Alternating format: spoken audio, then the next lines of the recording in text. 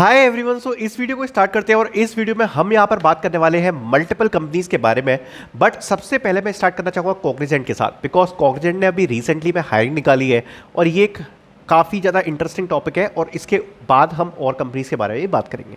So first of all talking about Cognizant, जैसा मैं हमेशा से कहते हुए आ रहा था कि कॉग्निजेंट से आपको हायरिंग एक बड़ी देखने को मिलेगी, एक मास हायरिंग देखने को मिलेगी CIS जॉब रोल के लिए सितंबर अक्टूबर तक। फाइनली उस हायरिंग का यहाँ पर ये अनाउंसमेंट था, ठीक है। जो आपने देखा होगा उसमें आपने अप्लाई किया होगा, नहीं किया होगा तो डिस्क्रिप्शन में आपको लिंक दे दूंगा। नॉट टॉकिंग अबाउट दिस, ये जो 2024 बैच के लिए हायरिंग है कॉग्निजेंट CIS की 2024 बैच के लिए, देखो इसके बहुत सारे इंटरेस्टिंग मायने हैं। तो सबसे पहले स्टार्टिंग से लेकर चलते हैं। ट्रेनी मल्टी क्लाउड वाली हायरिंग अपॉर्चुनिटी आई थी, ठीक है।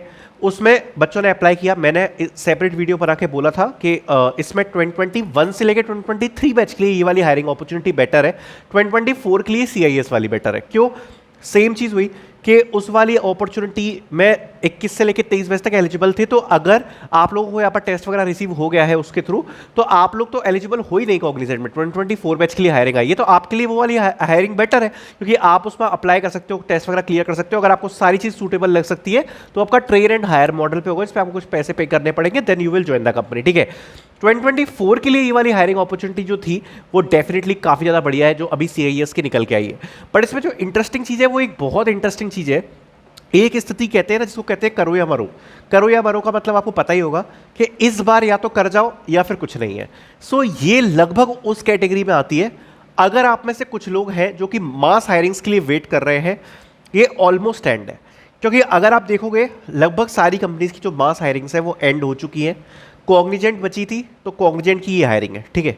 इसके बाद अगर आप उम्मीद लगा के बैठे हो तो दो बड़ी हायरिंग जो निकल सकती है इसलिए बोल रहा हूँ क्योंकि गारंटेड नहीं है। पहला IBM कोडनेक, जो कि 2024 के लिए नहीं कंडक्ट कराया गया। अभी जो सॉफ्टवेयर डेवलपर की हायरिंग हुई थी वो अलग थी। सो IBM कोडनेक है, ठीक है। एक उससे उम्मीद है कि हाँ वो आ सकता है।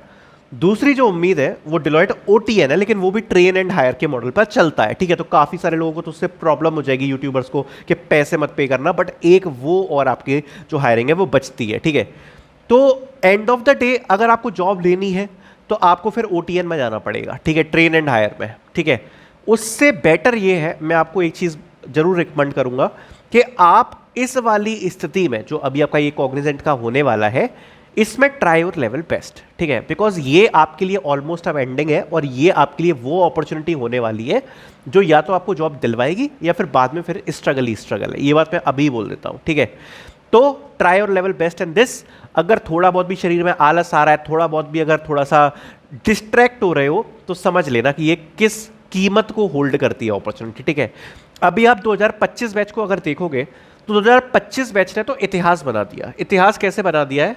कैप जेमिनी की हायरिंग सभी लोगों को एलिजिबल किया 2025 में, जिसमें लड़के भी एलिजिबल है, लड़कियां भी एलिजिबल है। ऐसा लगभग आप कह सकते हो 2-3 साल बाद हो रहा है। इन्फोसिस 2021-22 के बाद से कभी हायरिंग ही नहीं करी, वो जाके सबसे पहले अगर आप देखोगे 2025 बैच को हायर कर रही है।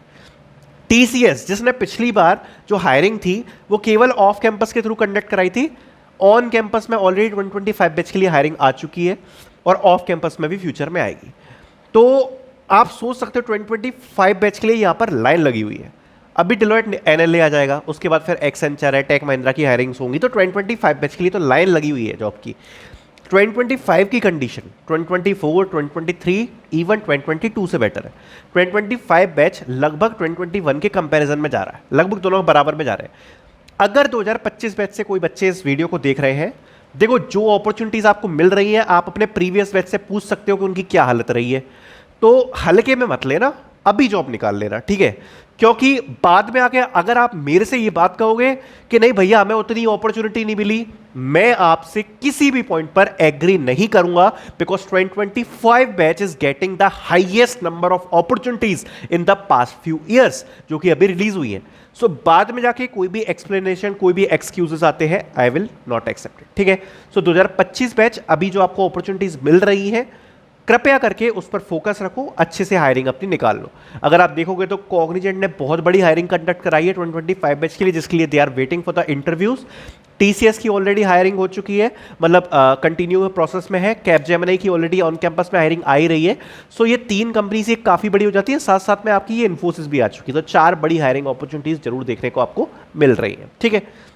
2024 वाले बच्चों को समझ में आ गया होगा कि आई होप आप लोगों को क्या करना है। दूसरी बात, आगे बढ़ते हुए देखो, जैसे मैं बात कर रहा था अपकमिंग हायरिंग्स की, तो अपकमिंग में अभी कुछ कुछ हायरिंग्स ड्यू है। जैसा मैंने बताया, एक आपका IBM कोडनेक ड्यू है, लेकिन प्रॉमिस्ड नहीं है कि आएगा कि नहीं आएगा, क्योंकि IBM की थोड़ी सी अभी प्रॉब्लम चल रही है ऑनबोर्डिंग रिलेटेड, ठीक है। दूसरी बात, मैंने आपको बताया था Deloitte OTN वो आ सकता है, एनुअली कंफर्म 2025 बैच के लिए आएगा, तो वो 25 बैच उसमें अकेला एलिजिबल होने वाला है, तो एनएलए से आपको कोई मतलब नहीं है। OTN में एलिजिबल हो सकता है यहाँ पर 2024 बैच, ठीक है। दूसरी बात, इसके अलावा भैया कोई कंपनी हायरिंग कराती है, मास हायरिंग कराती है, तो देखो 2 कंपनीज जरूर मास हायरिंग्स कराती थी, लेकिन उनने भी 2021 के बाद से नहीं कराई है। एक कंपनी ने लास्ट ईयर जरूर कराई थी, जिसके बारे में बात करना चाहूंगा, दैट इज KPIT ने रेफरल हायरिंग कराई थी, बट इस साल उम्मीदें लग नहीं रही हैं, ठीक है। बाकी दूसरी एक जो कंपनी थी वो थी अटोस, उसका जब से मर्ज हुआ तब से उसका कंपनी ने हायरिंग अपनी बिल्कुल बंदी कर दी है ऑफ कैंपस में, तो वो भी एक हायरिंग हमें जाती हुई दिख रही है।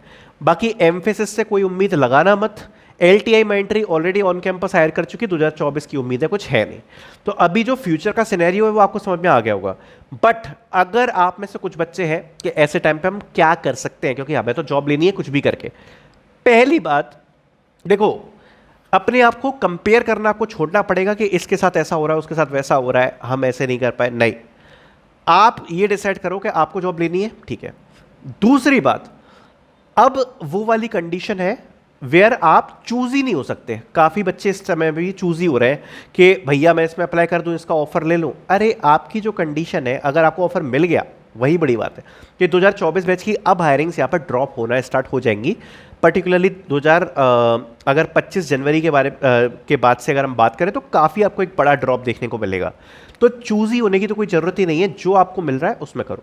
दूसरी बात, एट एनी स्टेंस आप कोई भी अपॉर्चुनिटी यहां पर मिस नहीं कर सकते, आप कोई भी हायरिंग को मिस नहीं कर सकते। ये भी एक बहुत इंपॉर्टेंट पॉइंट है, बिकॉज समटाइम्स हमें मेल्स आ जाते हैं अनएक्सपेक्टेड कंपनी से जिससे हम नहीं उम्मीद कर रहे होते हैं, राइट।